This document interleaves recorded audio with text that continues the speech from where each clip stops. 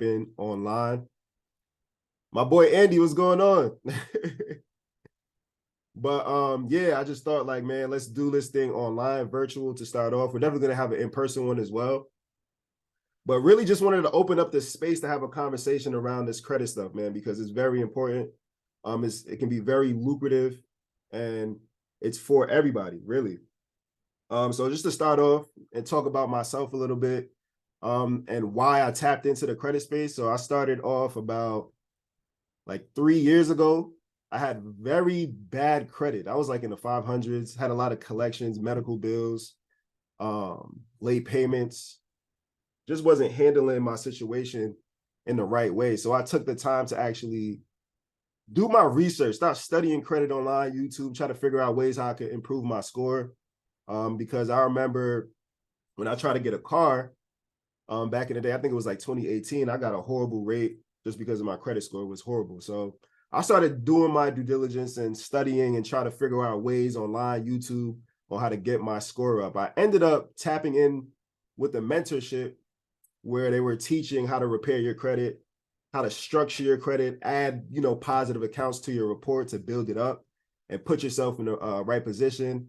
I learned about business funding, and the business funding part was all new to me because I didn't really know too much about it. I knew, the simple things like, okay, use your credit card, pay it off right away type thing, all the, surface level information about credit.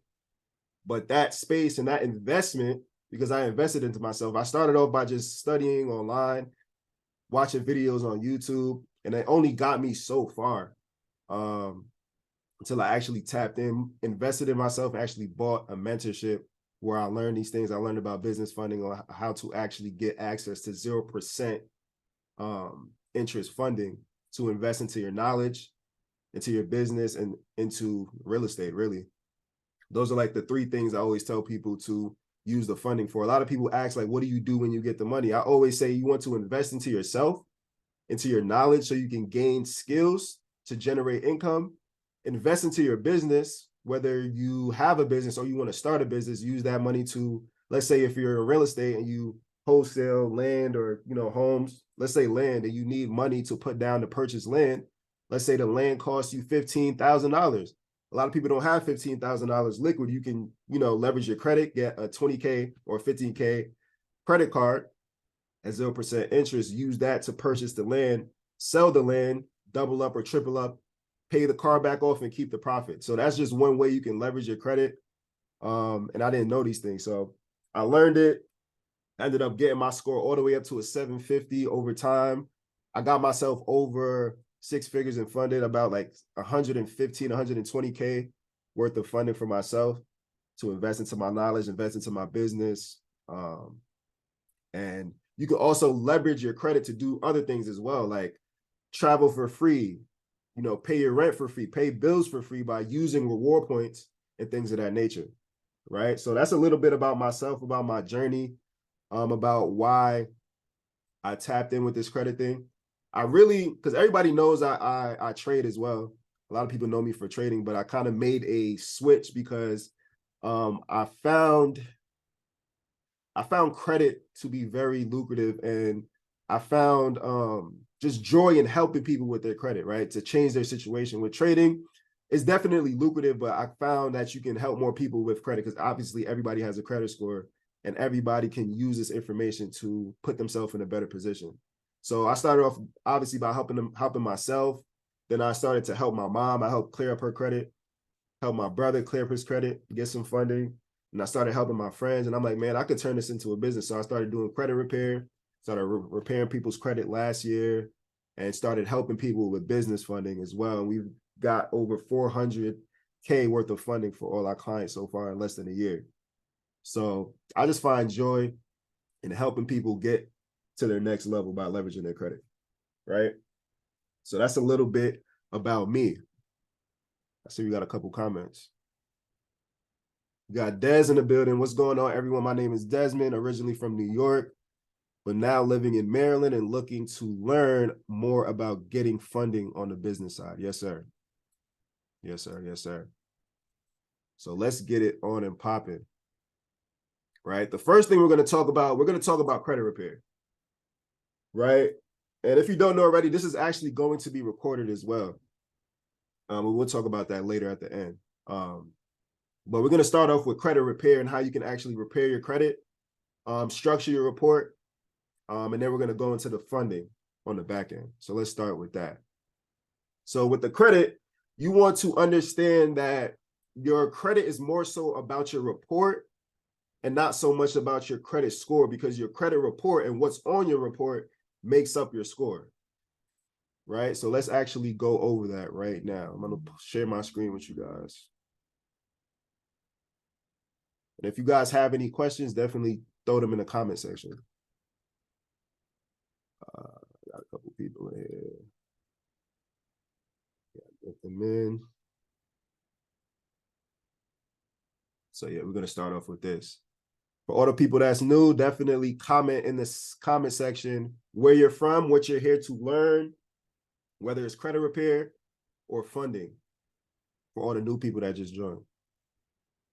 And right now we're getting into the credit repair, and we're starting off by understanding how to actually read your report, right? Understanding that a lot of people think it's just about your score, but it's really about your credit report and how it's structured, because that's what's that makes up your score.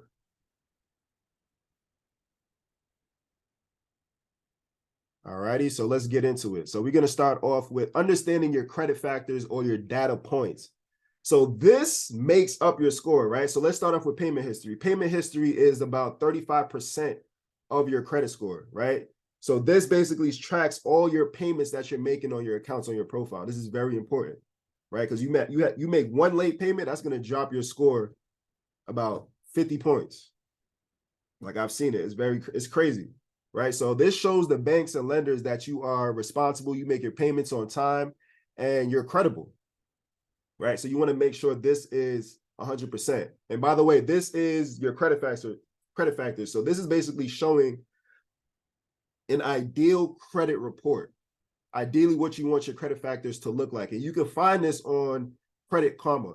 If you download the app, right?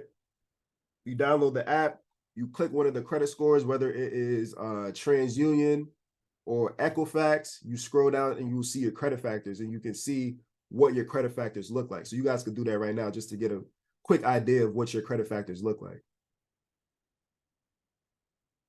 Right? So payment history is very important. That's 35% of your score. Next, you have credit card utilization. Credit card utilization is very important because it shows how much credit card debt that you have, right? Ideally, you want this to be under 30%, right? When it's under 30%, it's a neutral factor to your credit score, so it doesn't affect you negatively or positively. When it's over 30%, that's when it starts to affect your score. Ideally, you really want it to be under 10%, so anywhere from 1 to 9%.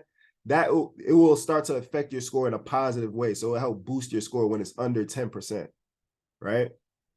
And I always tell people, when you aren't using your credit to go out and apply for anything or obtain anything, I always tell people, yo, like, leverage your credit however you want to, right? But before you go out and apply for anything, you always want to pay down your credit cards, and get your utilization at least under 30%, and ideally under 10%, because that's going to help maximize your credit profile to put yourself in the best position to go out and get whatever it is you're trying to get or obtain. Right? So if you're new in here, sorry, I'm a little sick. I don't know if you guys can notice right now, but I'm a little stuffy right now. And if you're new, type where you're from and what you're here to learn, whether it's credit repair or funding, if you're new. And right now we're talking about understanding your credit report and how to read it, and understanding that your credit factors and what's on your report is more important than what your score actually is, right? So credit card utilization is very important. You really want it to be under 10% before you go out and apply for anything. If you're not applying for anything right now, leverage your credit however you want to. You know what I'm saying? And just use it responsibly. Make sure you're making your monthly payments on time. So I'll give an example of credit utilization and how you can kind of track it. So let's say you have 2 credit cards. Both credit cards have $500 on them, right? So you have one credit card, that's $500. and you have another credit card with $500 on it. Right? So let's say you max out the first credit card, right? So credit card number one has $500 on it. You go to the store, you know what I'm saying? You buy some J's, $500, right? So that $500 is gone. And by the way, do not spend your money or your credit on things that's not going to give you a return, right? This is just an example. Got some people answering right now. So let's say you max out that first credit card, right? What will your credit card utilization be? Type in the chat. If you have two credit cards, one with $500, another one with $500, you max out the first one. What will your credit card utilization be? Type in the chat.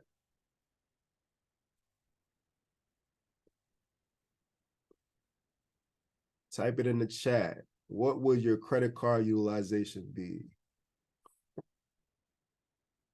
100%? Nah, not 100%. You have two credit cards. One has $500 on it. Another one has $500 on it, right? So total, that's $1,000 worth of credit card spending power. And you max out one of them. So you max out $500 on the first credit card. So you still have $500 left. Yep, there we go, 50%. So you basically spent half of your total credit card spending power with both of your cards put together. Right? So your credit card utilization will be 50%. So that's just how you can track and gauge your credit card utilization. If you maxed out both of them, obviously your credit card utilization will be 100%, and that will drop your score. Credit card utilization is 30% of your credit score. It makes up 30% of your credit score. So you really want to make sure before you go out and apply for anything, make sure you pay your credit cards down. A hack that you can use, right? A lot of people struggle with credit card debt. A play that you can run real quick, I'll drop a quick gem. A play that you can run is you can apply for a personal loan, use that loan to pay down your credit card debt, and then your credit card utilization will go down. And then you could go out and apply for whatever you want to apply for. You just make those minimum payments on those personal loans, right? Because personal loans, if you get a personal loan, it's not going to affect you at all. When you have credit card debt, it's going to affect your credit score. Right. So if you have a lot of debt, you want to pay it down, you can go out and get a personal loan, take that money and pay down the debt, right? Get it under 10%, and then go out and leverage your credit however you want to.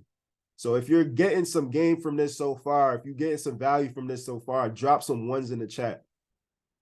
Drop some ones in the chat. We'll continue. Next, we're going to talk about derogatory marks. Derogatory marks is anything negative on your credit profile. This is very important. If you have anything negative on your report, it's going to be hard for you to obtain anything. You could probably get a car note or a car, but you're definitely not going to get the best interest rate at all. So before you go out and obtain anything or apply for anything, you want to make sure you remove all negative items. This could be charge-offs, collections, student loans, late payments. Well, late payments, not actually late payments. Late payments will affect your payment history. But repossessions, things of that nature, those are all derogatory. So you want to make sure this is at 0 before you go out and apply for anything. Next, we have age of credit history. You want this to be at least 4 years. 4 to 5 years is definitely good. This shows the banks and lenders that you have experience, right? So they're more comfortable giving you products, giving you funding, because you've been around for some time compared to somebody that just has 1 or 2 years of credit history, age, right? That's very important. Next, you have total accounts, right? Your total accounts is very important, right? Because you want to show the banks and lenders that you manage multiple different types of accounts, right?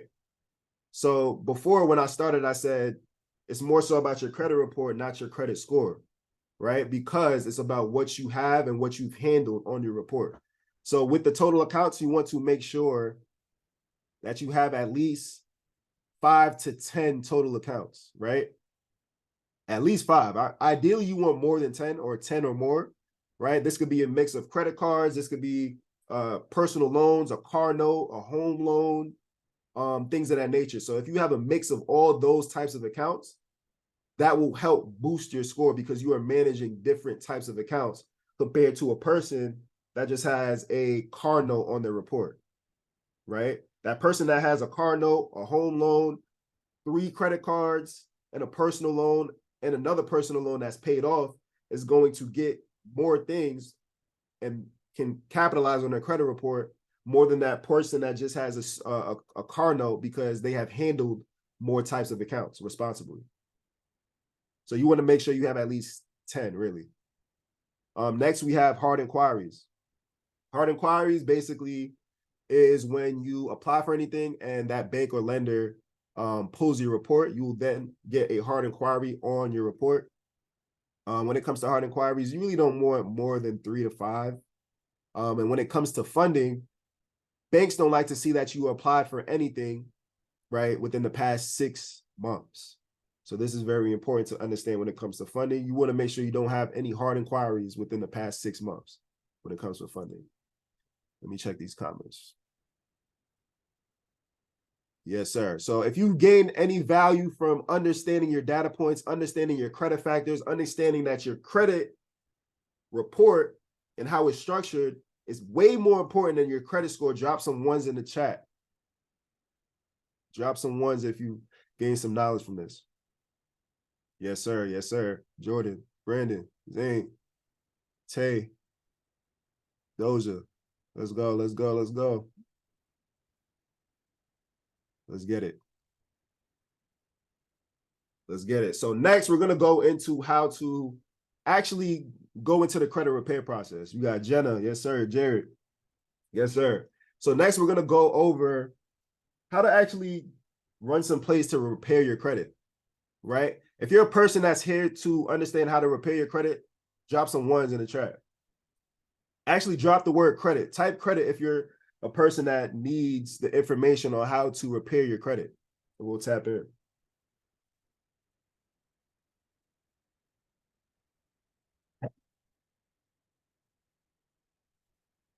If you're a person that's here to learn about credit repair, type the word credit in the chat. Let's get it.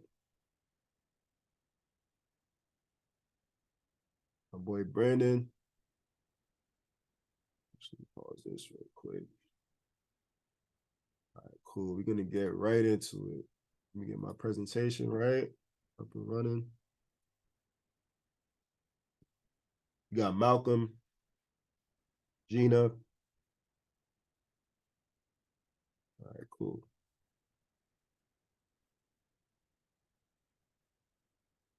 Let's see. All right, cool.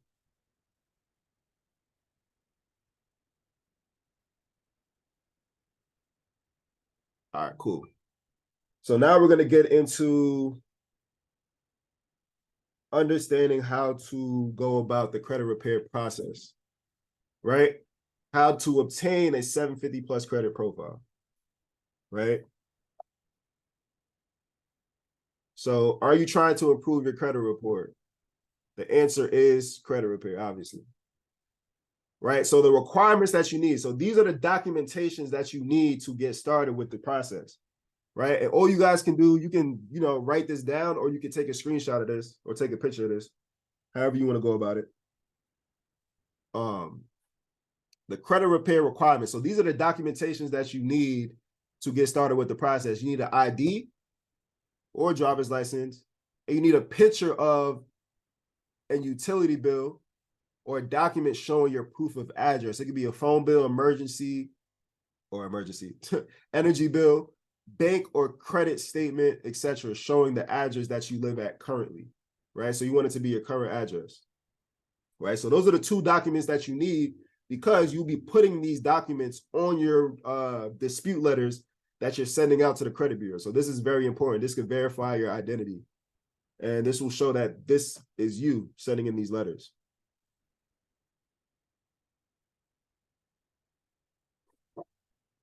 Next, you want to make sure your personal information is updated. This is very important.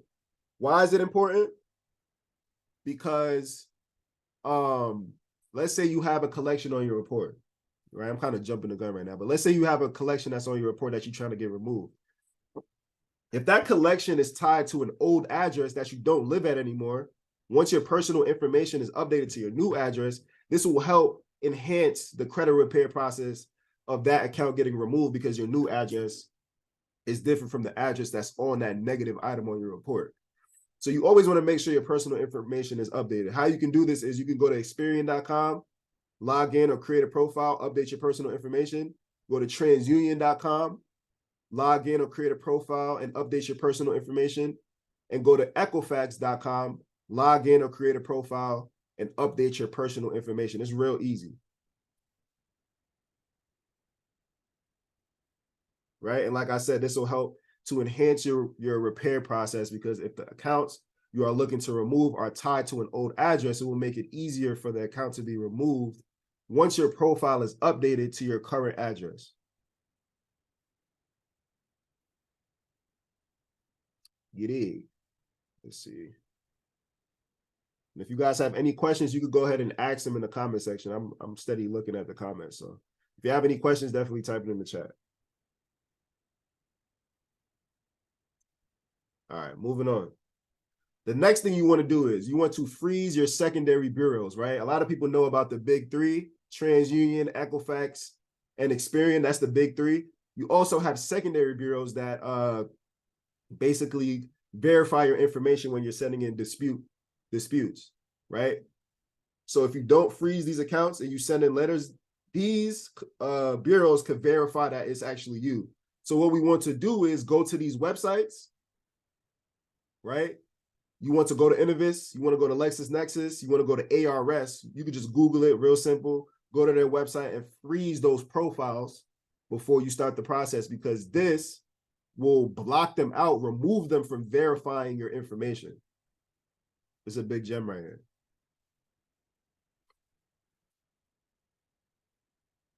Next, you want to get into creating dispute letters, right? I'm going to go over a quick, easy, simple process. Who knows about ChatGPT? Type a 1 in the chat if you ever heard about ChatGPT, if you ever used it. So Jordan, Andy, Darren. I know Darren is tapped in. Jenna, Jazz, my boy Payroll. So what we're going to do is we're going to use ChatGPT to create a dispute letter. Real easy, right? In this letter, you want to include necessary laws based on the items you are trying to remove. And lastly, add a picture of your ID and proof of address to the letter before mailing, right? And when it comes to credit repair, I want you guys to understand this. A lot of people think that credit repair is a simple thing. It's not simple at all. You have to be very patient. You have to be very persistent with the process, right? One method is not going to fix everything, right? And you need to send dispute letters every 30 days. So if you send a letter today on May 21st, you better have your second dispute letter ready to go on June 21st to continue the dispute process, right? Because that first letter may not have gotten that item removed. So you need to be persistent and send another one, right? So you need to understand that every 30 days, you need to send a new dispute letter, right? So let's get into it. Let me pause my screen real quick. And we're going to go over to ChatGPT and create a letter. Let's see.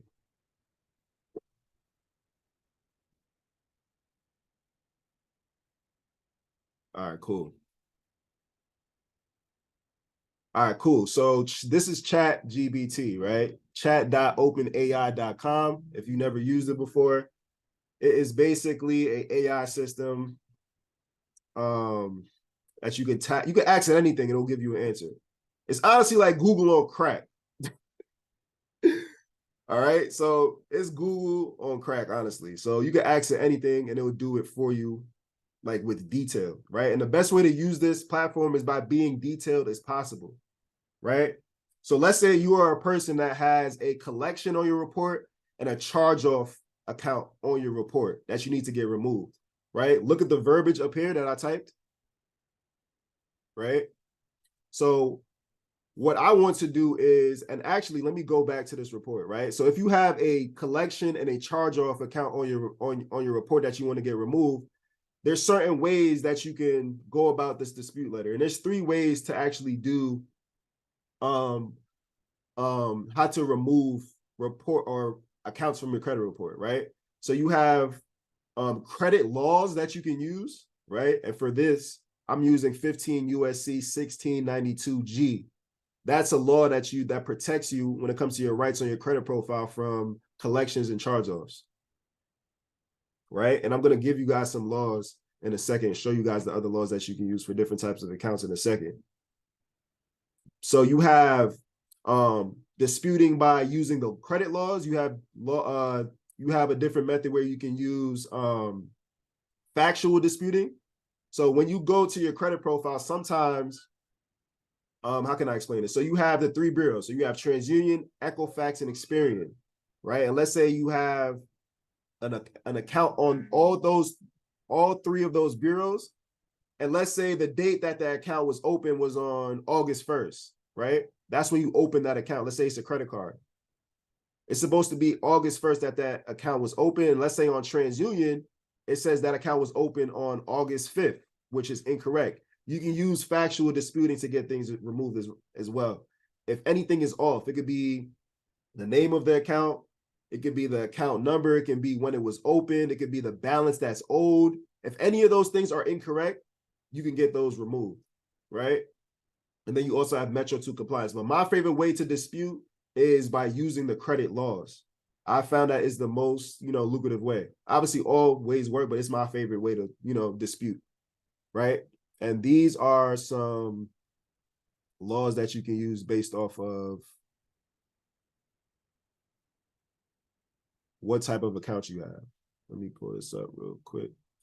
Give me 1 second. All right, cool.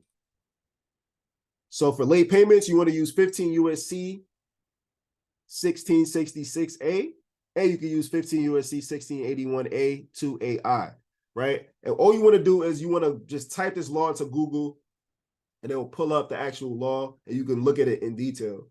For collection, you can use 15 USC 1692G and 15 USC 1692J. Medical collections, 15 USC 1692G and 15 USC 1692J. For charge-offs, 15 USC 1692G. For student loans, you can use 15 USC 1602P and 15 USC 1681EB.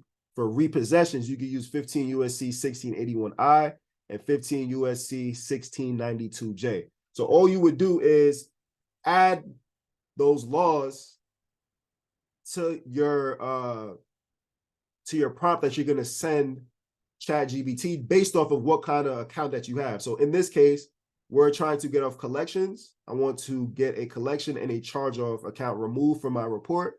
I want to include the credit law 15 USC 1692G that protects my rights when it comes to my credit profile, right? So you type that in, and then ChatGPT will tap in and create a credit letter for you. So you would just implement your name, address, your state, the date, the name of the credit bureau, and you want to send this to all 3 bureaus or the bureaus that this account is on, right? You look up the credit bureau's address. You can just go to their website or just Google it, and then they type up this whole crazy letter for you. It's crazy, right? So, dear sir, madam, I'm writing to dispute the collection and charge of accounts listed on my credit report, which I believe to be inaccurate and in violation of the Fair Credit Reporting Act, FCRA. I am seeking your assistance in investigating and removing these accounts from my credit profile as soon as possible, right? And then you just list the name of the creditor, the account number, and the date of the collection. Same thing with the charge-off, right? And down here, you can see it includes the law. To support my dispute, I would like to bring to your attention to the provisions outlined in 15 USC 1692G of the Fair Debt Collection Practices Act. This provision states that a consumer has the right to dispute the validity of a debt and request validation of debt within 30 days of receiving a collection notice, right? Failure to respond to such a request within a specific time frame could result in a violation of the FDCPA, right? So, and then you would just put your name and and you just mail these off to the credit bureaus. Equifax, TransUnion, Experian. Simple. So you don't have to create a whole verbiage for yourself. You just go to ChatGPT, type in this verbiage, right? Attach the law that's tied to the type of account you want to remove, and it'll create a letter for you. Real simple. If you think that's fire, drop some ones in the chat, man. Shout out to ChatGPT, because that's crazy. If you think that is fire, if you found some value from that, drop some ones in the chat. Yes, sir. Yes, sirski. Yes, sirski. Yes, sir. We got Jared, Gina, Brandon, Payroll, Jazz, Andy, Demetrius, Darren. Yes, sirski. Tay. All right, so back to the presentation. Let's tab back in. Right? So that's just one way to dispute, right? There's multiple ways to send out disputes and get things knocked off, right? And that's just simple disputing, sending in a dispute letter and doing that every 30 days. So every 30 days, if nothing is removed within that 30-day period, you run it back again, you be persistent, and you send another letter, right? So like I said before, there's multiple methods that you can use to get things knocked off. I have a method called the 4-week removal method, right? So I want you guys to remember something, right? Real quick. If I go back to this letter, right, where it states that the credit bureaus basically has 30 days to respond to the letters that you send out, as you can see right here. This provision states that a consumer has the right to dispute the validity of a debt and request validation of the debt within 30 days of receiving a collection notice. Failure to respond to such requests within the specific time frame can result in a violation of the FDCPA, which basically means that they don't respond to your credit letter that you sent to them within 30 days, they have to remove the account. They have to remove the account. So I came up with something called the 4-week removal method, right? What is required is a 609 letter, which is basically a regular dispute letter, and a demand to comply letter, which basically states that they did not respond within 30 days, right? Like I said, you send this out every month. And the 609 letter is the first letter that will be mailed out. It's basically like the letter we generated within ChatGPT, right? Like I said, they have 30 days by law. If the credit bureaus do not respond within 30-day period, they must remove the items that are being disputed on the letter, right? And then, like I said, the demand to comply letter is basically stating that they did not respond within the 30-day period and that those items must get removed, right? So let's go back over some things real quick, right? So the first letter that you send out is the 609 letter, right? If we're sending out, let's say we're sending out those letters today, right? So let's say we're using this letter right here, right? We're trying to get these collection and these charge-off removed, and we're sending out those letters today. What I want to do is I want to backdate the letter, right? So instead of putting today's date, I'm going to put April 21st. You with me? So instead of putting May 21st, I'm putting April 21st. I'm backdating the letter a whole 4 weeks, right? And I'm sending the mail out regular mail. I'm not sending this mail out certified, right? When you send out mail certified, it puts the date on the mail. When you send mail regular mail, it puts no date, so they have no way to track when the mail was being sent or when you sent the mail out. So you want to put the date 4 weeks prior to the date that you're sending out the mail, right? You mail that out, you send that regular mail, and then you come back on the back end, right? And you send a demand to comply letter stating that they didn't respond within 3 or 30 days, right? You can send this out 1 to 2 days after you send that first dispute letter, right? And you just go into ChatGPT, you type in, create me a demand to comply letter stating that the credit bureaus did not respond within 30 days. They'll cook up that letter for you. And then you'll put, all you would do is put the date, the actual date that you're sending the letter on, right? So you actually put, let's say we send out the letter tomorrow, we put May 22nd, stating that they didn't respond within that 30-day period. And all we're doing is finessing the system, right? All we're doing is finessing the system. So that's why I call it the 4-week removal method, because we're backdating the date that we're sending out the mail, and then we're coming in on the back end and sending a demand to comply letter stating that they didn't respond within 30 days, and those accounts have to get removed. You guys with me? You guys understand that? I know that was a lot, and I know I'm going over some. It's like it's a geeky subject.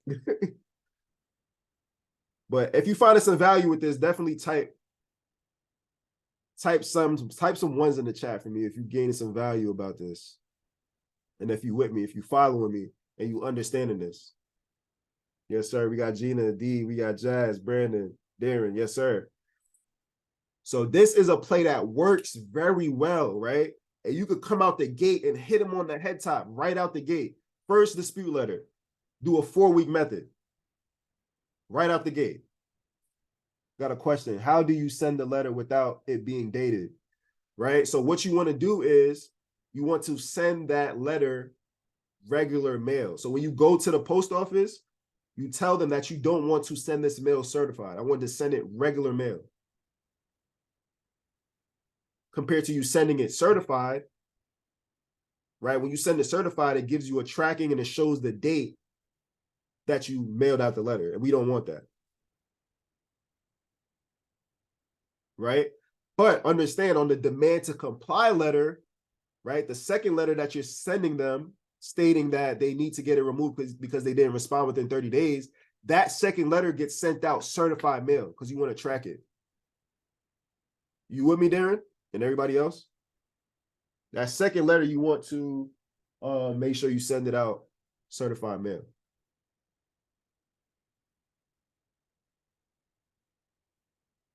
All right, let's get back to it. Let's get back to it.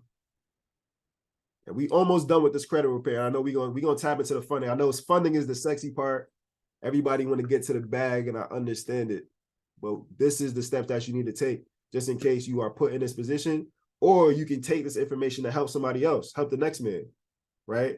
You can even start up your own credit repair and charge them. You know what I'm saying? So the biggest takeaways from credit repair, right? You want to send a dispute letter out every 30 days, because even if you send that dispute letter out, they still might not remove it. So you need to send another one within the next 30 days, right?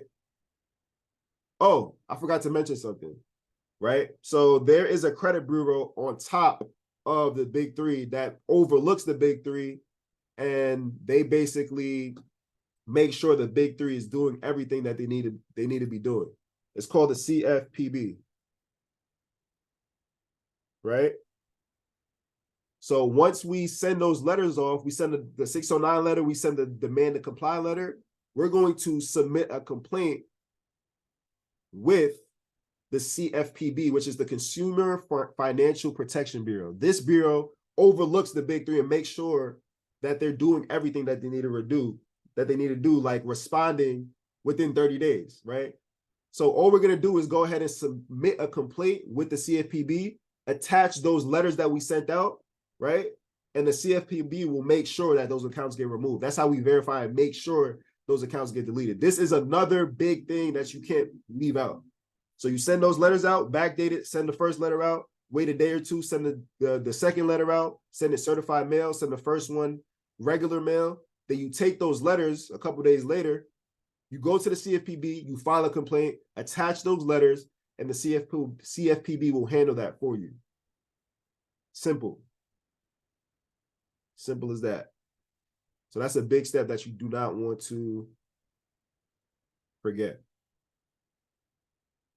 Right? So back to the presentation, right? The biggest takeaways, you always want to send out letters every 30 days. You always want to add your ID and proof of address, big, right? Always add your ID and proof of address. And then you want to mail it out and file a complaint with the CFPB, right? And the key to getting anything removed in this credit repair game is persistence and patience, right? A lot of people spend the last 2-3 years messing up their credit and expect their credit to be fixed in a month or two. It don't make sense. I don't get it, right? So you want to have patience. You want to be persistent and make sure you're sending out letters every 30 days along with the CFPB. That's another method along with the 4-week method, right? Whenever you are sending out letters, another thing that you can do too let's say it's been 3 or 4 months, you've been sending out letters and they still haven't been removing anything or not everything, you go back to the CFPB and file another complaint with them again as well. So you always want to make your credit an asset, right? All we ask for you is to stay patient, right? So that's the credit repair section. If you gain some value from this, man, drop some ones in the chat, man. I know it was a lot. I know it was kind of boring, a lot of kind of geeky. You feel me? But if you gain some value from that, drop some ones in the chat, and we're gonna get into this funding.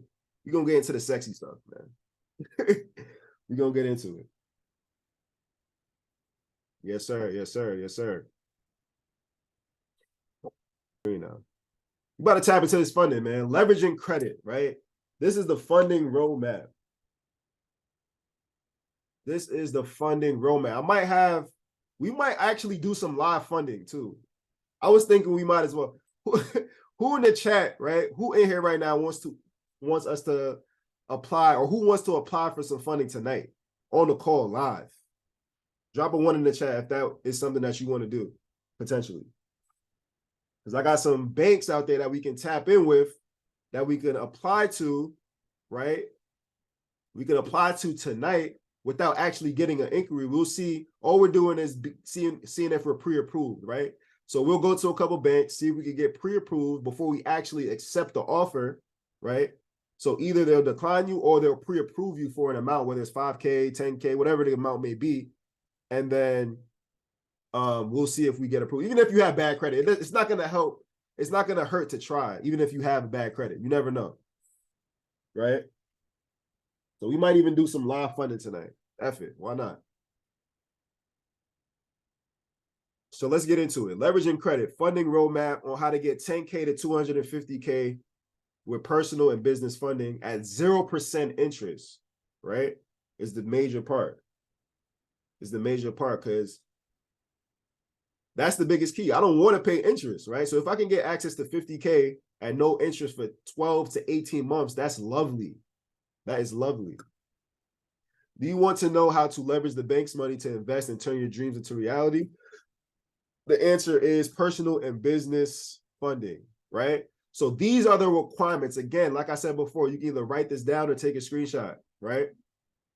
These are your personal credit requirements on getting funding on the personal and business side, right? On the business side, you want to make sure that your personal credit is in order and structured the right way, because we're going to be leveraging your personal report to get funded on the business side, right? And when we're doing this, we can get access to this money with no documentation, right? So we're not showing proof of income, monthly income. We're not showing no tax returns. Everything is solely based off of your credit report, your personal credit report. And these are your personal credit requirements that you need, right? So first you need a 680 plus FICO score, right? Doesn't have to be 700, as long as it's over 680, right? And we need to understand that your FICO score is what the banks go by, not your Vantage score. We don't use Credit Karma. Credit Karma shows your Vantage score, and it's not accurate, right? Only your data points are accurate with Credit Karma. You can use your data points and your credit factors to see what's on your credit report when it comes to Credit Karma, but we want to use your FICO score, right? So if you don't already, log into Experian.com. Yeah, log into Experian.com to get access to see your FICO score across all three, right? You can see your Experian FICO for free, and then you have to pay a monthly fee to see the other two bureaus on Experian.com, right? The next thing that you need, the next requirement, you need to have no late payments within the past 24 months. Within the past 2 years, you can't have no late payments. If you do have a late payment, but it's from 4 years ago, you'll be fine. You can still get funding. You can still get approved for things. But if you do, you need credit repair for sure. You want to have no bankruptcies, no charge-offs, no collections, no negative items on your report. Next thing you need to have is 2 or more credit cards at major banks with a $2,000 limit, right? So if you have no credit cards with at least $2,000 limits, you aren't in the position to get business funding specifically, right? But if you're a person that's looking to get personal funding, you can apply. That's not really a requirement that you need to have. These two aren't a requirement that you need to have on the personal side. On the personal side, you just want to make sure these are in order. When it comes to business funding, you need to have 2 major credit cards with at least $2,000 limits on them before you go out and get business funding. Because what you want to do is, what we're doing is we're leveraging your personal report to get business funding. So whatever limits that you have in your name on your personal report is going to reflect you get 2 to 3 times more on the business side. So if you have 3 or 4 different credit cards at 5K limits or higher, that's going to help show the banks when it comes to business funding that you are handling and you are credible with handling high credit limits on the personal side. So they'll give you 10 or 15K when you apply for the same bank on the business side, right?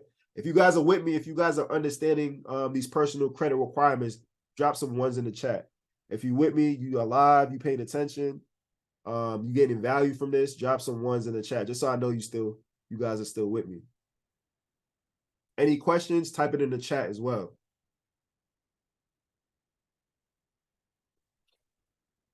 All right, cool. We're going to move on to the next slide.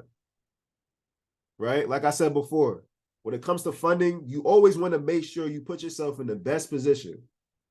Right?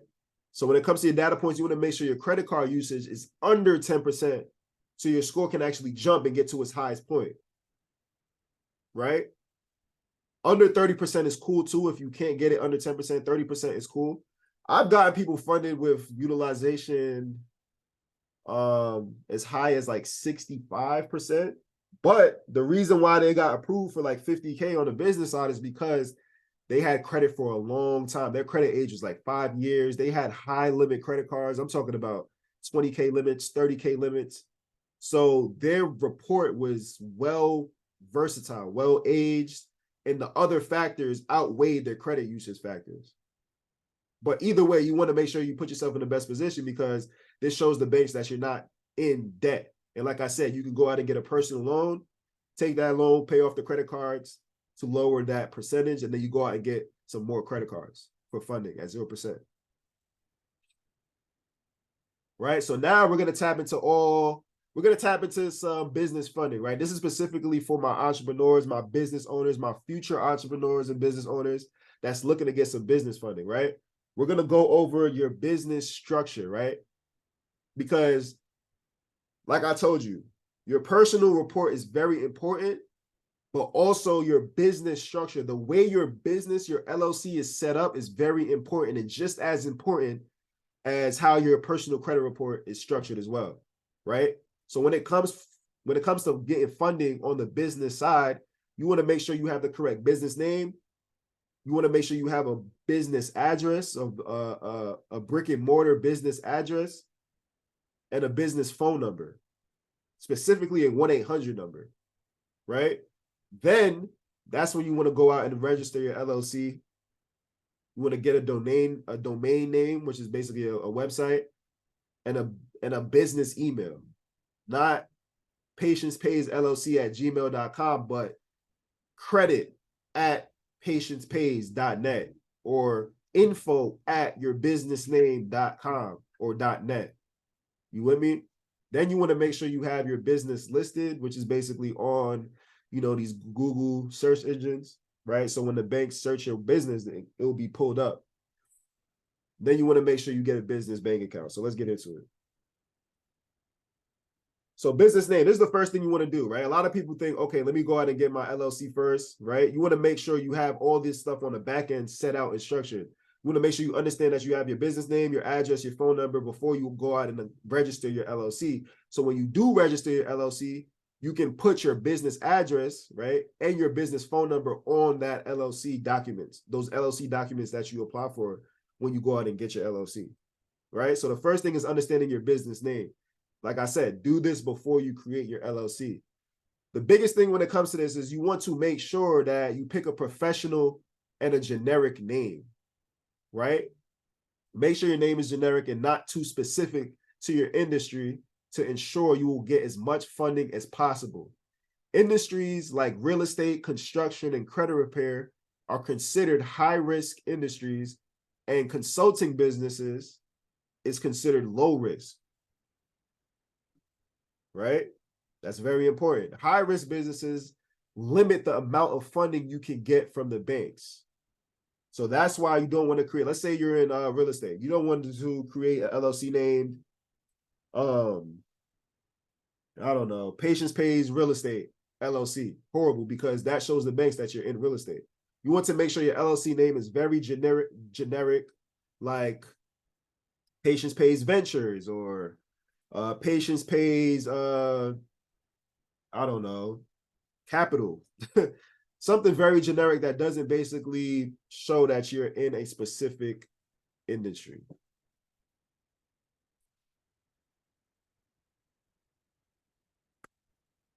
The next thing you want to understand, or the next thing that you can do, is you could go to namecheck.com, right, for brand name availability for website, domain name, and social media platforms, right? I'm not going to go to the website, but you can go to this website to basically check to see if that name that you're going to choose for your business is on Instagram already, if it's on Facebook, if it's on TikTok, if it actually has a domain name available for you, if somebody already took it. It's very dope. Like, you can already see who already has your name, so that can kind of adjust, or if you need to change your name or tweak it a little bit to make it available across all platforms, you can do that. So definitely use namecheck.com to see if your brand name is available across these platforms. The next thing you want to do is go on your state's Secretary of State website to search the business name that you came up with to see if it's available in your state. So if you're in North Carolina, you want to go to the Secretary of State website, type in the name that you're going to choose to see if it's available. If it's not available, you know you got the green light. If it is available, you might need to make a quick change to your business name. If you guys have any questions, definitely type it in the chat. The next thing you want to do before actually filing your LLC is getting a business address and a business phone number, right? You want to get a 1-800 number. Why? Because you want to perceive yourself as a brick and mortar business when you go for funding, right? So you're going to apply to banks and they'll be like, oh shit, this person got a 1-800 number. They got an actual physical location. They got an actual business email. Oh, we lit. We about to throw them 100 bands. Boom. Right? So you want to perceive yourself as a brick and mortar company. One way to do that is getting a 1-800 number. Lenders perceive 1-800 numbers as a sign of business credibility. Use this number when creating your LLC and when you go for funding, right? So these are some platforms that you can use. I will use Freedom Voice. Freedom Voice is $10 a month, real smooth, and you'll get a 1-800 number. It's cool because once you get that number, it's tied to your actual phone, right? So when you get that number and anybody calls that 1-800 number, it's going to go straight to your phone. You just pick it up and talk to people on your phone. It's dope. That's why I like Freedom Voice. So definitely tap in with Freedom Voice. The next thing you want to do is get an actual virtual address, a physical address, right? I like Regus. You can also use Opus. Opus is very good as well, right? This address, you can actually get mail delivered to that address, right? So I have an address here in Charlotte. It's uptown, and I get all my business mail shipped over there. I could just go and pick it up, or I could pay an extra fee to get it mailed to my actual address, right? When it comes to business funding and understanding your business address, it needs to be separate from your personal address, right? Because like I said, it shows the banks that you're a bigger business than you actually are, and this will help you get more funding. Your business address should not be a home or residential address, and it should not be a PO box or a UPS address. So use Regus and Opus virtual offices to get your business address. Right? Next, you want to register your LLC. It's time to get it on the popping, right? So you got your business name, you got your business address, you got your business phone number, right? Now you can take that information and fill it out on a corporate fast. I like Incorporate Fast because they do everything for you, right? I like to move fast. I don't like to waste no time. As you can see here, if you look at my screen, you can go to Incorporate Fast. You choose your state. Let's say you choose it in shit, I don't know, North Dakota. Boom. It gives you the date where everything will be filed by. It says June 7th. You can actually pay an extra fee to get it done quicker. And it will basically give you all your documents and have all your documents, your LLC documents. It'll create your EIN number for you as well, right? And it'll do it for you, right? Instead of taking that time to do it by yourself, right? So definitely use Incorporate Fast for that. And you basically use the business email, address, 1-800 number when filling out your business information, when you're filing your LLC on Incorporate Fast. And then your articles of organization and EIN documents will be stored with them. So you always have those documents within Incorporate Fast that you can tap back into at any time. If you need to open up your bank account, you just print those documents off. You print your articles of organization and your EIN document off. You bring it to the bank, and you can open up your business bank account once you do that. And let's say if you wanted to change your business name or you wanted to change your address, you would just go to Incorporate Fast, you contact them, and they will do it for you. Instead of you filing documents and doing everything through the IRS, they will handle all the back-end paperwork for you. That's why I love them. It's all about convenience. Do you recommend trademarking your name before applying for the LLC or after? You can do it after. I personally need to trademark my name. I haven't done that. But you can do it before or after. I know some people, you know, they do it before, but it's up to you. If you want to just, move quickly and, go out and get this funding, you don't need to do it now for sure. But as you start growing and building, definitely want to get that trademark. So yeah, Incorporate Fast is definitely dope. After is better, honestly. Okay, bet. All right, so moving on. Listing your business, right? You want to go to listyourself.net. Put yourself in the national database, go to Google Business and put your info into the system. They will send a postcard to your business address. The card will have a number and a code so you can call the number and verify that it's your business. This will help with showing your business credibility when going for funding, right? It's $60 per year, right? Definitely do this. I've done it. I've had clients that I haven't done this for, and we still got them a good amount of funding as well, but it'll definitely help maximize the amounts that you can get. Like I said, I always like to put people in the best position to maximize everything, to get as much as we want. We want to be greedy with this shit, right? So we want to put ourselves in the best position to get as much funding as possible. So definitely list your business as well. Next, you want to go out and get a business bank account. When setting up your business bank account at the bank, tell them you do business consulting. Okay, this is very big, right? This is very big, right? When setting up your business bank account at the bank, tell them that you do business consulting. I don't care if you do real estate. I don't care if you're a babysitter. I don't care if you drive tax. I don't care what you do. I don't care if you got OnlyFans. You want to tell the bank that you do business consulting, right? Because there's a certain coding in the banks that show whether you're high or low risk business. And business consulting, like I said, is a low risk business, and they give out more money to low risk businesses, right? And when they ask what you do, because some of these bankers, they like to be nosy, right? And I've opened up multiple bank accounts at different banks, and some of them like to be nosy. They like to ask you what you do, and you know what I'm saying? All I do is I say I help small businesses start up, right? Simple as that. I'm a business consultant and I help small businesses start up. I just share information. I'm a consultant, right? Why? Because consulting is a low risk business and you will be approved for a lot more money come funding time. Your business bank account history is vital to your future success of being able to secure larger business loans and funding. The date you open your business bank account is the day that the lenders consider your business to have started. So this is very important before you go out and get any funding, is opening up a business bank account, because that is considered that your business is up and running. The longer your business bank account history, the better your borrowing potential will be, right? So definitely very important. Yo, if you're gaining some knowledge from this, if you gaining some gems, Definitely drop some ones in the chat. How y'all feeling right now? Y'all getting some knowledge? Is this information beneficial to you guys?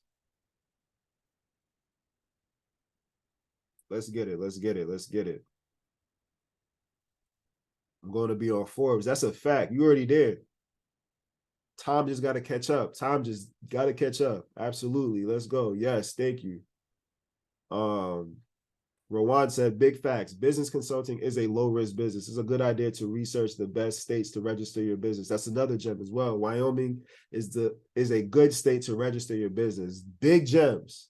Big gems. Wyoming is a great state. Why, though? Definitely comment why. Right? So let's get into it, right? The different types of banks. Make sure you guys can see my screen. All right, cool. So the different types of banks, this is very important to know when it comes to funding, right? We always want to start with the credit unions. Why? Because their underwriting guidelines are not as strict as the big boys, so they will give you more money.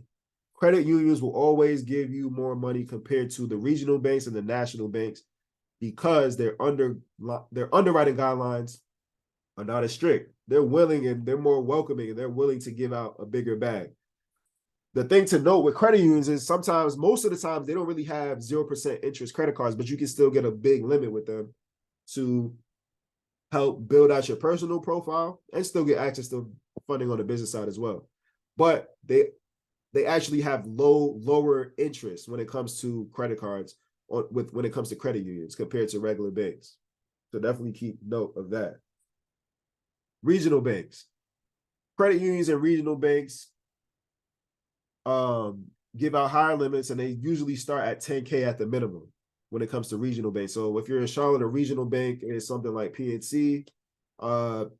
First Citizens is another regional bank. So banks like that. Banks are just solely in selective regions. Then you have your national banks. We apply to these national banks last, right? Because they give out less amounts of money usually, unless you have a tray line. But we apply to 6 banks at one time. One that pulls from Experian, one that pulls from Equifax and TransUnion. Usually I do 2 from each bureau. So 2 from Experian, 2 from Equifax, and 2 from TransUnion. Right? The beauty about business credit, right? Compared to personal credit. When you go for personal credit, you're going to get those inquiries on your personal report, right? And like I said, banks don't like to see that you inquire for anything within the past 6 months. So on the personal side, when you apply for personal funding, you're going to get inquiries on your credit profile. And those inquiries have to stay on your report for 2 years, right? Unless you get denied. If you get denied, you can legally remove those inquiries from your report, right? On the business side, why funding is so lucrative is because, let's say you apply for a Chase credit card, you get approved for 20K, right? Chase pulls from Experian, right? So you'll have an inquiry on your Experian profile. Once you apply for Chase for a business credit card and you get that inquiry, you can go ahead and remove that inquiry. Why? Because that business account is in your business name, not in your personal name, right? So it's not attached to your name. It's actually in your business name. So now you can legally remove that inquiry and apply to another bank that pulls from Experian. You get approved, right? Let's say you apply for First Citizens. They pull from Experian. You apply for First Citizen, their credit cards go up to 50K. I got a 30K credit with First Citizens, right? Credit card with First Citizens on the business side. You get approved for 30K. What am I going to do now? Remove the inquiry and apply for another bank that pulls from Experian again. Get approved, remove the inquiry. So on the business side, it's a limited amount of funding that you can get because you can remove inquiries because it's not in your personal name. So business funding is very lucrative because it's a rinse and repeat system. You apply, you get the card in your business name, you remove the inquiry. Go to another bank. There's hundreds of banks in the country. All you need to know is where these banks pull from and what bureau they pull from, so you can remove the inquiry and run the play back up again. So that's the difference and the beauty when it comes to personal and business funding. But you also want to make sure your personal profile is built out, structured the right way, and it's looking sexy. So when it's time to go to the banks, you can tap in. Yo, who's gaining some value from this? I need some twos in the chat this time. Drop some twos because we going higher. Shout out to 19 Keys, higher level. We tapping in. Yes, sir. We tapping in. Yes, sir. Yes, sir. Yes, sir. All right. So Rowan said Wyoming, no state income taxes. So when it comes to filing your LLC in Wyoming, these are the benefits, right? And I'm glad he dropped this. This is a very great breakdown, my brother. No state income taxes, asset protection, and limited liability. Members nor managers are not listed with the state. Best asset protection laws. No citizenship requirements. Ability to build credit, raise capital. Number of owners is limited. Yes, sir. So all those are benefits for opening up an LLC in Wyoming. Big gems. Thank you, Rowan. Yes, sir. Yes, sir. So these are the different type of banks. That's the difference between personal and business credit, and that's why it's so lucrative. But you want to be patient and build out your personal profile as much as possible. Get those high limits in your actual name, right? On the personal side, get those 5K, 10K, 15K limits on the personal side. So when it's time for you to apply, hold those down for 6 months. Then you go on the business side and get those big limits on the business side because your personal profile is all already built out and structured and ready to go to get some funding on the business side. So as you guys already know, I already have a business. I have a business funding. Service, right? Where we take 10% fee. We take a 10% success fee for all our approvals, right? So if we get somebody 100K, we take 10%, which is 10K. And this is something that you can do for yourself. You can learn this game, learn how to do the credit repair, learn how to build out your report, learn how to actually do the funding, and then help people get funding and then charge at 10%. You can make 5 figures a month by doing this. All you got to do is find the clients. So that's what we do. We charge a 10% fee, right? Make money work for you. All we ask for you is to stay patient, right? And that's the end of the funding presentation. I know I left some things out. Let me actually go over what I actually left out. Let me see. See what we got here. Let me X this up. Trade lines. All right, cool. So I didn't go over trade lines. So let's go over trade lines. Talked about personal and business funding. And yeah, let's go over some trade lines and then we'll start to wrap everything up. Right? So who in here knows what trade lines are? Drop some ones in the chat if you know what a trade line is and how you can take advantage of it. And if you know what it is, and if you're willing to come up and unmute your mic and explain it, let's run it. Let's do it. For anybody that knows what a trade line is, I know somebody, I know payroll knows what a trade line is. Not to call you out, my brother. But if you know what a trade line is, definitely drop a 1 in the chat. And if you're willing to explain, definitely do so. Hey, OJ, I'll give it a shot. All right, go ahead, bro. Yeah, so what do you call it? Because I started this process recently, and it's like you can purchase an amount of credit, whether it's history and or like cash and funds that will go on your credit report and show that you can handle a lot of money and you've had for such time. Basically, it's one of the biggest tools to restructure your credit report in order to get that high business funding. You can give me a feedback, Jay. I'm not sure if I got that right or not. Okay, cool. You can go ahead and mute. I appreciate you, brother. I appreciate the gems as well. All right, cool. Definitely a good breakdown. You missed out a few things. But ultimately, trade lines is to help you maximize the amount of funding that you can get. Right? So I'm going to actually share something with you guys. We sell trade lines over here at Patience Pay. So we have a whole bunch of trade lines that we have for sale for our clients and for the public as well. Right? So what Tradelines do is help with age, and they help build a relationship that you can then capitalize on when it comes to funding, right? So as you can see, I have a 20K Discover Tradeline right here. It was opened up in June 1986. We price it at 2,200, so you pay 2,200, and we will then add you as an authorized user to that 20K Discover credit card, right? That was opened in 1986. So that adds a whole bunch of age to your profile. I can't, what's the math on that? 14, we in 2023, 14, 37 years onto your credit profile. That's 37 years of age. Crazy, right? So how is this beneficial for you? Me adding you to this Discover trade line with a 20K limit that was opened up in 1986. That credit card will then be added. That account will then be added to your credit report. So now you will now have a 20K Discover credit card that was opened up in 86 on your report. How can we take advantage of this? This will, one, help your credit age. Also, it will help build a relationship with that bank. So now, when it's time for funding, all we would do is go type in discover.com and apply for one of their 0% credit cards, right? We will then get approved because we already have that relationship on our report that's been open for what, 37 years? And it already has a 20K limit. So you will get approved for around the same amount just by having that trade line on your report. So you spent 2,200 to get 20K or more on your report, right? We'll go over another example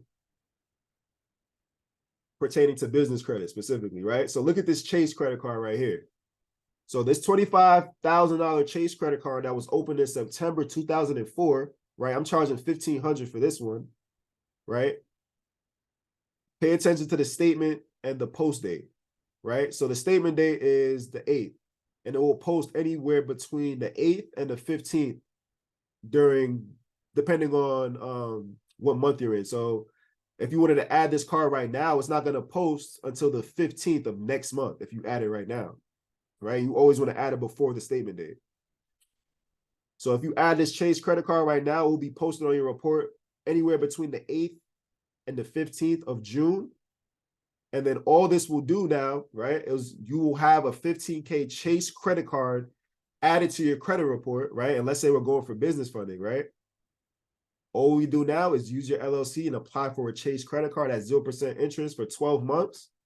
And we'll get approved for around 25K or 30K just because we spent $1,500 to get this Chase trade line on our report so we can go out and get the bag with the same bank. Right? So that is the power of trade lines. You can use trade lines to help with your age if you have low age and to help to get approved for funding on the personal or business side. If that makes sense, drop some twos in the chat. If you gain some value from that, drop some twos in the chat. If you have any questions, drop some questions.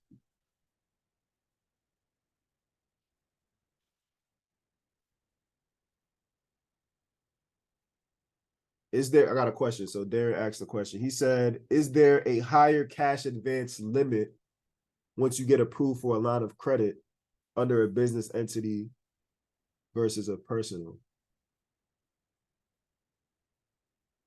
Is there a higher cash advance limit once you get approved for a line of credit under a business entity? Yeah, so business entities usually get approved for higher, right? Usually on the business side, you get approved for two to three times more than you would on the personal side. Why? Because you're a business. You're producing. You're a producer. You're not a consumer. So you're automatically going to get higher limits on the business side. Right? So that's the power of trade lines, and that's how you can take advantage of trade lines. It's very lucrative, right? So for a lot of people, for the people that don't really have a lot of on their personal credit, right? You're building out your personal report. You want to make sure that you have no negative items, right? You want to clean up your profile, make sure you have no negative items. You want to build up your report so you make sure you have at least 5 to 10 personal or primary accounts, right? These accounts that I have listed right here, these are secondary trade lines. Why? Because these are in somebody else's name. Primary trade lines are accounts that are in your name. So you want to make sure you have at least 5 to 10 primary accounts in your name, right?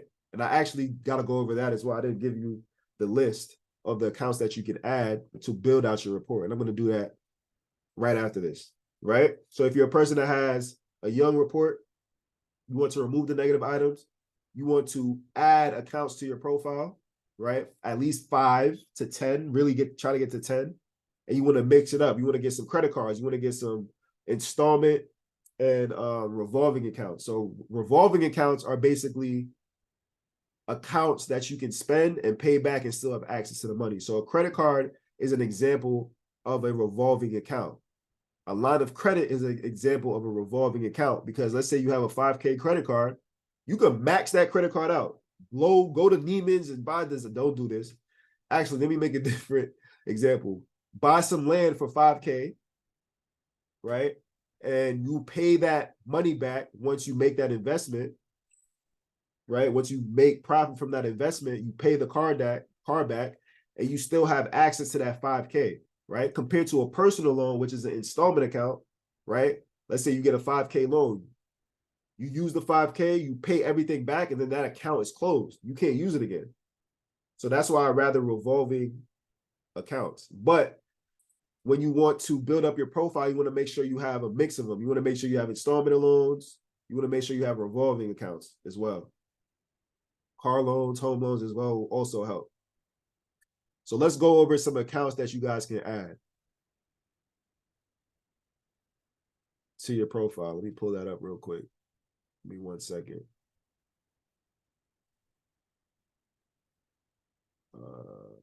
Documents. Down here. All right, cool.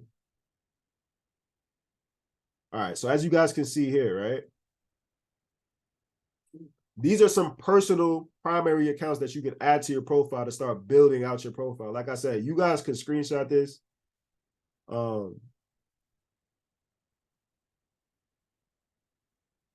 you could write it down. Obviously, you want to move faster. Screenshotting will definitely be faster. So like I said, the goal is to get 10 positive and open accounts on your credit report. This shows lenders that you have experience managing different types of accounts responsibly, which equates to them trusting you more than the average consumer. This will put you in the best position to obtain what you're looking to obtain. Here are some great Tradelines accounts that you can add to build up your credibility, right? Credit card builder. These are some secure cards where you add money onto the card, they ship you the card, and you can use those cards however you want to and make those monthly payments on time. Credit Strong, you can get some installment loans. Credit AI, this is dope. You can build credit by using a debit. A credit card that allows you to spend like you're using a debit card, which helps build your credit. You have Bridget, Self, Extra Card. Extra Card is dope. You basically connect your bank account and they give you a credit limit based off of what's in your bank account.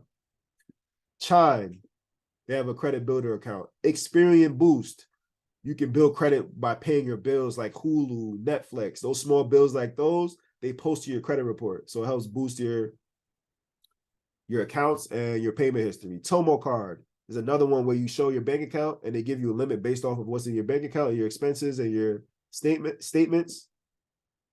Yendo is a dope one.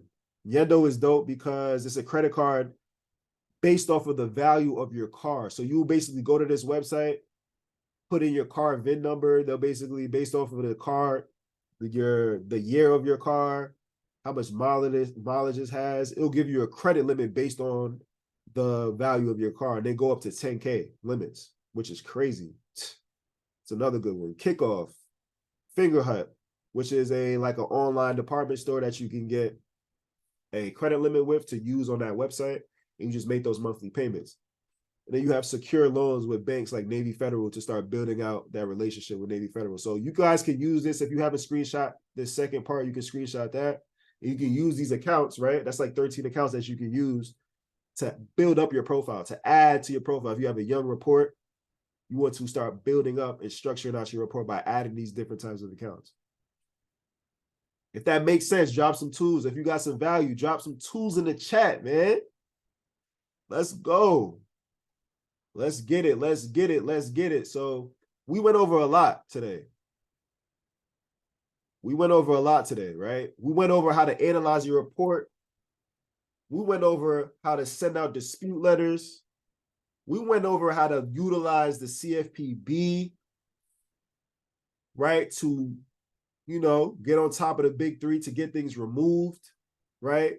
We went over how to structure your report and actually build out your report to add accounts to your report. We went over how to structure your business name, address, phone number, email, domain, how to move when you go to the bank to set up your business account, business bank account, right? And we went over some funding sequences when it comes to tapping in with these banks and starting with those credit unions, then tapping in with the regional banks, and then tapping in with those big banks. We went over Tradelines, right? We went over a lot today. Man. And if you are here, if you're still in the room, I appreciate you. I appreciate you guys for tapping in. I'm gonna go over a couple more things that we have, because we have some things going on, and I have some offers for you guys to potentially tap in and to gain more information and to be more personal with you guys if you guys need some assistance with some things, right? So if you're a person that your credit isn't in the best, position right now, I'm running a credit sweep sale right now. So usually my credit repair process or service is $222 for the enrollment fee, and then $99 a month, right? If you sign up, if you're a person that signed up for this call, I'm doing 50% off. So instead of paying that $222 enrollment fee, I'll charge you $111, right? I'll charge you $111, and then I'll also charge you $99 a month. Actually, I'll even bump it down. I'll bump it down to $66 a month compared to the $99 a month, right? So if you're a person that needs credit repair and you don't want to do it yourself, I know I gave out some gems on how to do it yourself, but if you want us to take over and get things done, right, so you can focus on whatever else you have to focus on, I'm doing a 50% off of the enrollment fee, which is $111, one-time payment, and then I'll do $66 a month until everything gets removed, right? So if this is something that you want to tap into, right, do me this favor. To tap into this, all you need to do, give me 1 second. Let me pull this up. If you're a person that needs credit repair, you don't want to do it yourself, and you want to allow us to do it for you, all you need to do is type or text to the number 844, right? I'm going to put it in the chat so you guys have it. You're going to go to your text messages. You're going to type in the number 844-955-4767 or 65, my bad. So 844-955-4765. If you guys need credit repair, you're going to text credit repair to that number to opt in for that deal.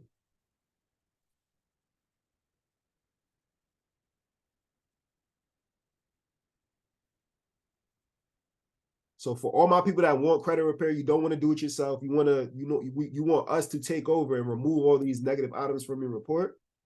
Text credit repair to 844-955-4765.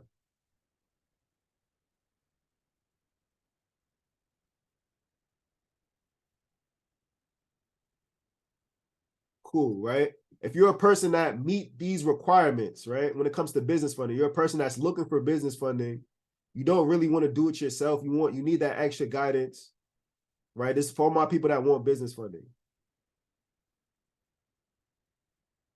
This is for all my people that want business funding, right? If you're a person that want business funding, right, we charge a 10% success fee. So it's no upfront cost, right? So we put together the game plan, we do the credit analysis, and then we put together the funding sequence for you, and we apply to these banks for you to get you whatever you're looking to get, right? Whether it's 10K or 100K or 200K. We put together a funding sequence for you. And as long as you meet these requirements, which is, hold on, we go back, where are the requirements? These are the requirements. Even if you don't meet all these requirements, right? And you're a person that is in the personal funding stage, or you need to get some personal funding first, and you need some guidance with that, or whether you're a person that have the $2,000 credit cards, 2 of them, and you're ready for business funding, text funding. Text the word funding to 844-955-4765. So if you're a person that's looking for funding, you meet most of these requirements, whether it's for personal or business, text the word funding to 844-955-4765. Right? And then lastly, right? Give me a second to pull this up.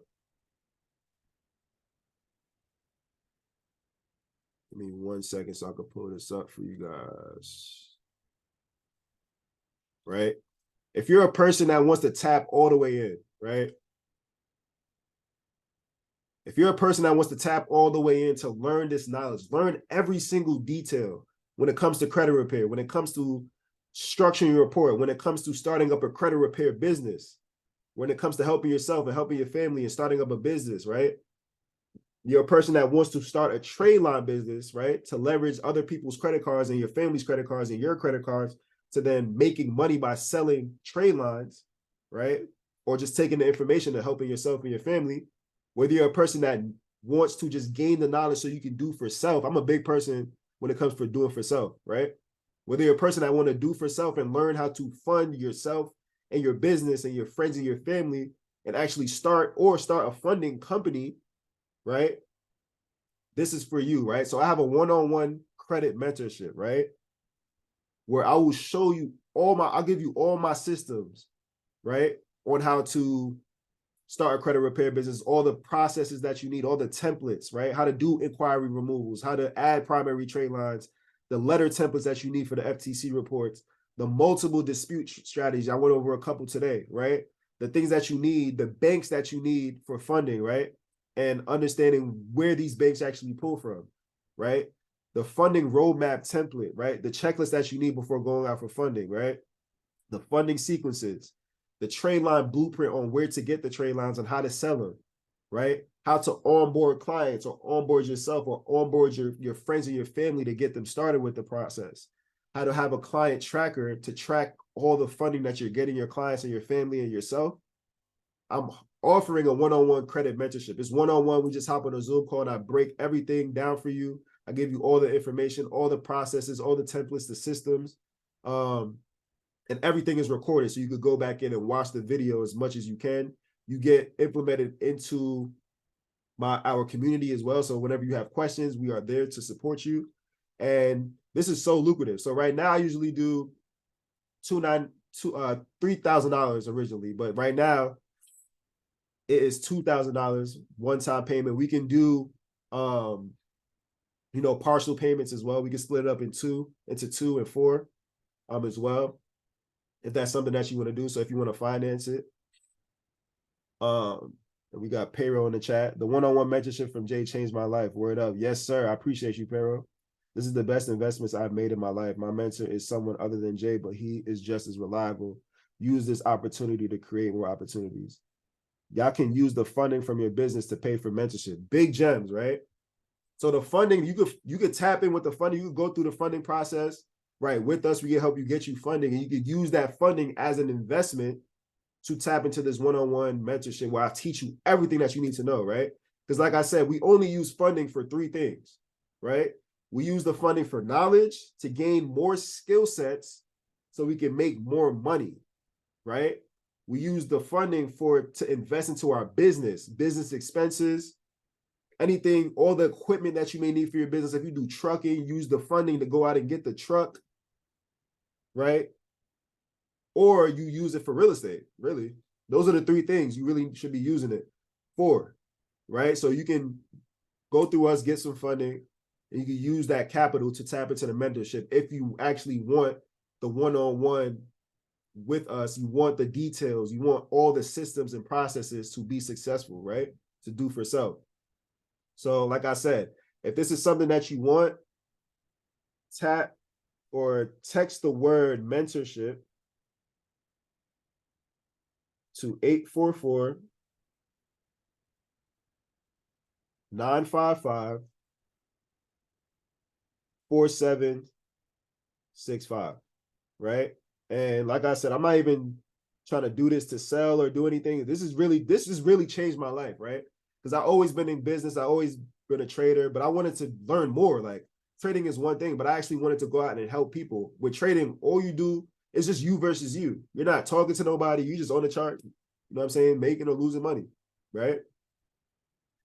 When it comes to actually learning how to maneuver in the business world, credit has opened up the door and opened up the floodgates for me with this knowledge to put me in the best position where I can always access money to invest into knowledge, to gain more skill sets, to invest into real estate, right?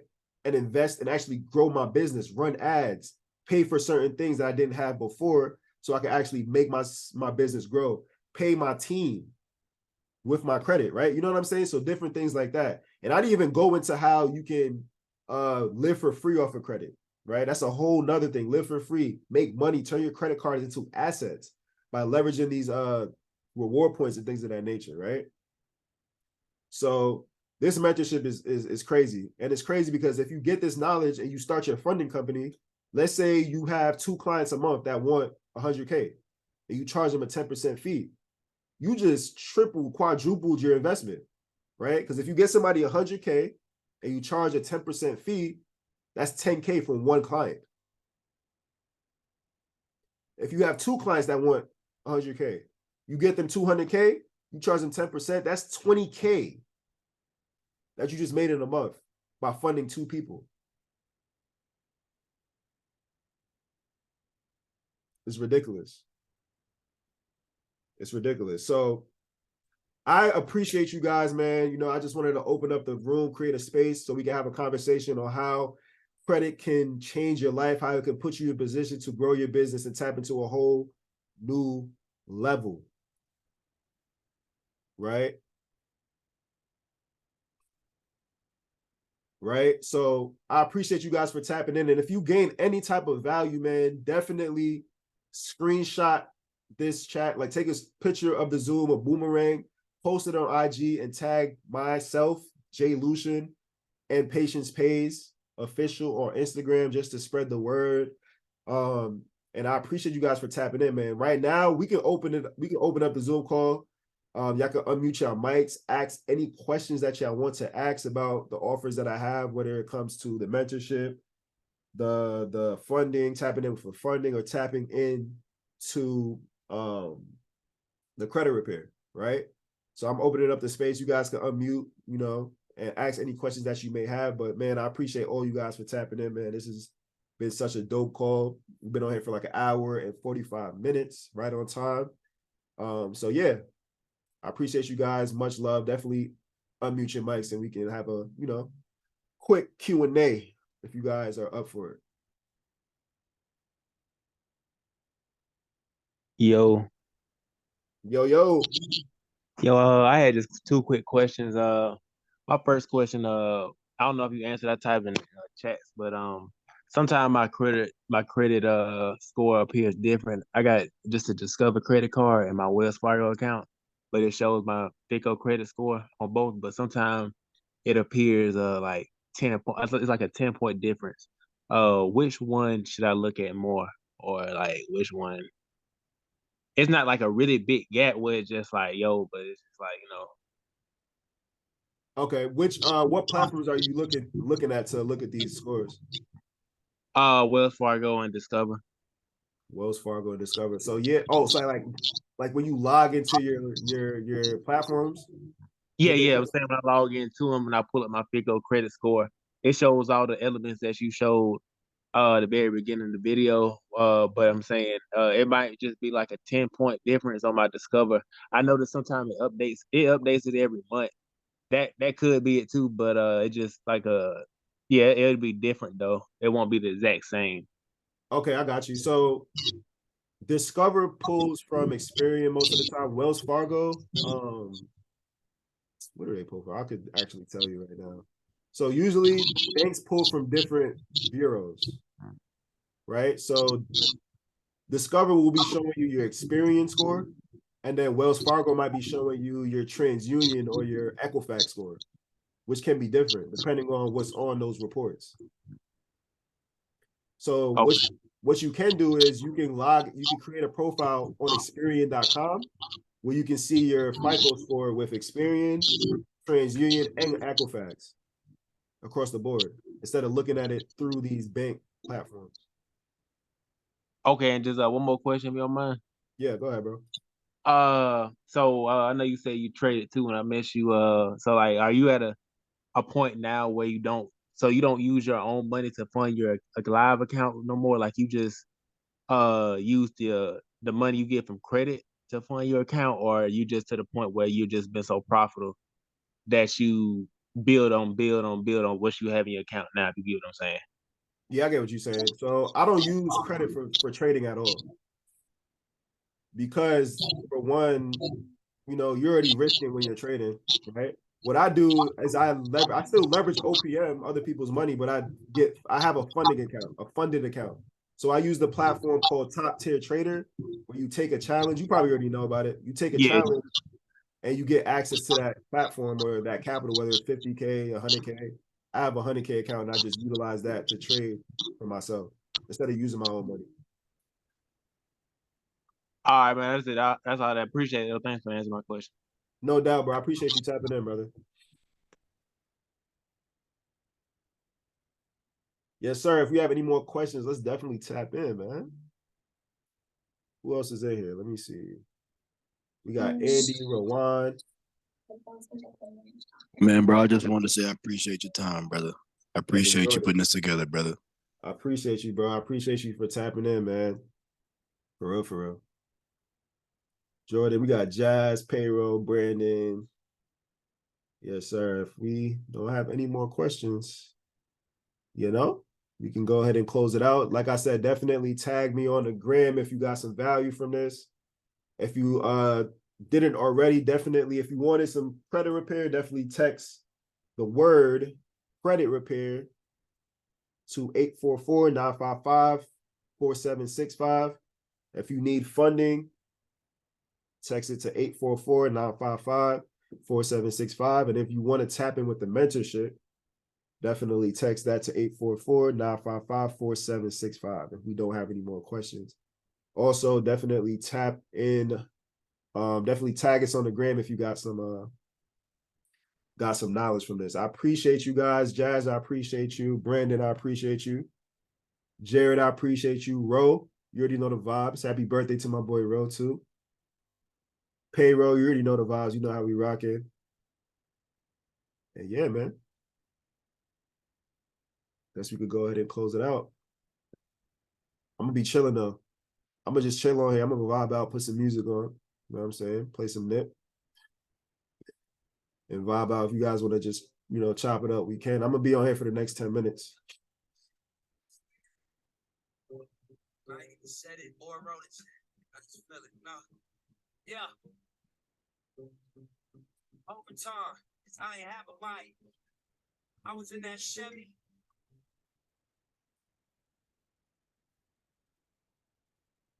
Yeah. Overtime. I ain't have a mic. I was in that Chevy playing Savage Life. Niggas looking like I had it wrong. Now the niggas know I had it right. They don't know about these niggas nice. They're looking for a reason nice. They said they can reason life. Opportunity. Preparation, they need is nice. See me up in demons, right? Shine in my pinky bright. I'm validating business. Looking like somebody that people like. Can't but help think how